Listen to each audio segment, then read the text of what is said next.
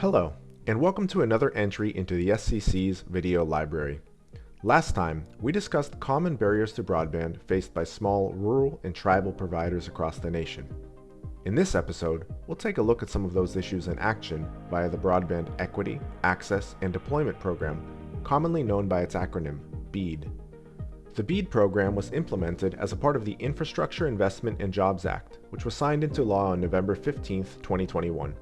The National Telecommunications and Information Administration, or NTIA, has been charged with overseeing the initiative.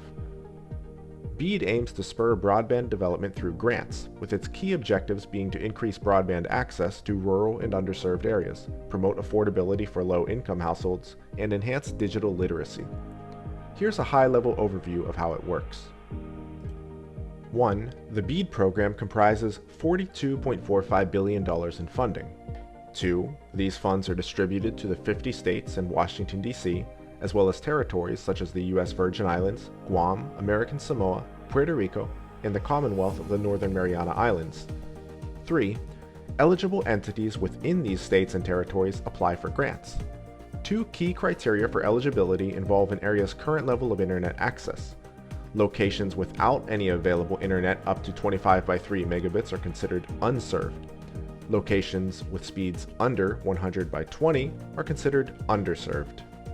It should be noted that we at the SCC have called for sufficient funding for rural and tribal broadband networks since our inception. It's great to see bipartisan efforts such as the Infrastructure Act take this issue seriously, as broadband connectivity is a great economic and educational equalizer for less populated communities in a global marketplace. Now, with the adoption of the Bead program and the pending rollout of its ample funds, a significant hurdle to ubiquitous broadband seems to have been solved. So, what's the problem? To better understand the concerns that small broadband providers have, I spoke with Jim Kale, President and CEO of LHTC Broadband in Donegal, PA. First of all, the money hasn't begun flowing yet. There's lots of talk over the years about it, and I know there's some concerns in the industry about why it's taking so long to to actually start flowing. Like any other most government programs, that I guess that's not unusual. So that's one complaint we've been hearing recently, but more importantly, there are a lot of barriers for small companies, at least I should say a lot of strings attached to the money that keep small providers such as our company, LHTC Broadband, from accepting the money, even though companies like ours have a long history of providing broadband service in the communities we serve. Some of the strings that have been attached to the money are prevailing wage, which is a major issue. We have a long history of building all the facilities within our territory, fiber to the home in our area, with our own crew, and it's a lot more effective, a lot more efficient to do it that way. But now with that prevailing wage, that's one concern. Another concern is a letter of credit that is required. Do we have to tie up money for a period of time to accept the grants to build the facilities? And also understand our EPA studies that may be required. So obviously we have our eyes on these various programs, and where it makes sense, if it makes sense for us to apply for the money, we would. But we're not alone in this view. Companies across the country are experiencing the same reservations. According to Jim, the Bead program favors larger carriers because they have the capital and staffing necessary to overcome these hurdles. However, he also noted that these same large broadband providers have a history of neglecting their less populated areas since they don't offer as large of a return on investment. He stated that it's important for funding programs such as Bead to incentivize companies with a proven track record of successfully serving their territories. To this end, Jim spoke about the concerning tendency of the Bead program to focus on deploying broadband networks, but not on maintaining them.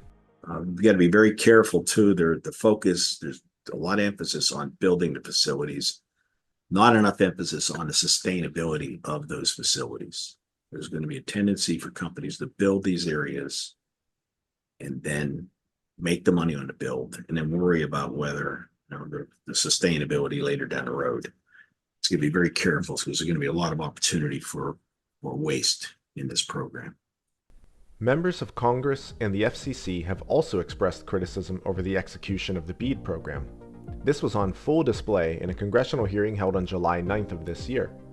FCC Commissioner Brendan Carr is among the more notable critics of the program's implementation, and he made his thoughts known on Capitol Hill. And it is a program that is going off the rails.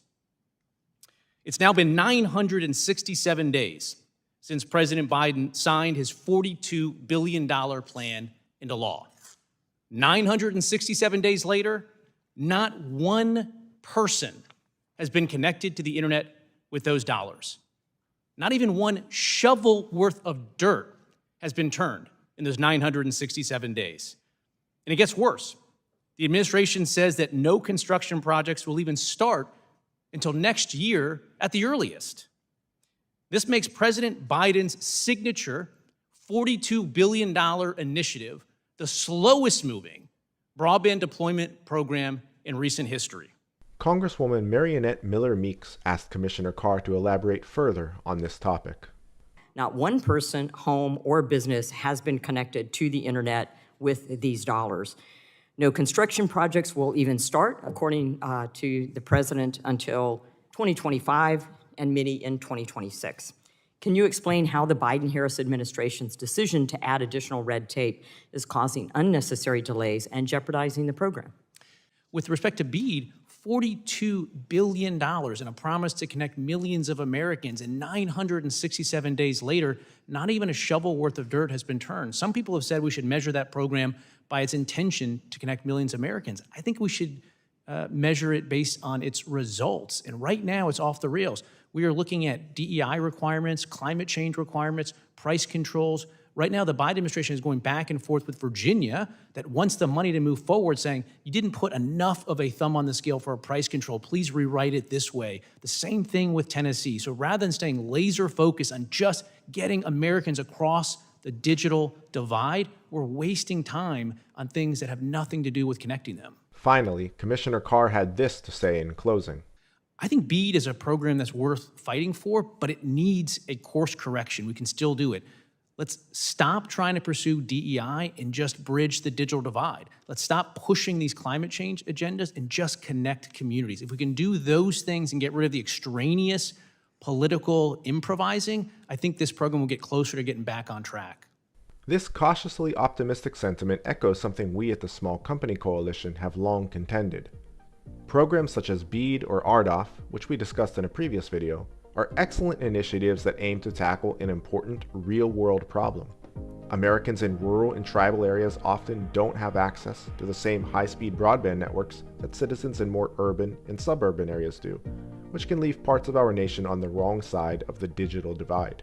By making federal money available for areas where there is no traditional business case to build broadband infrastructure due to high costs and low population densities, a significant step is made toward connecting all Americans to the national broadband network.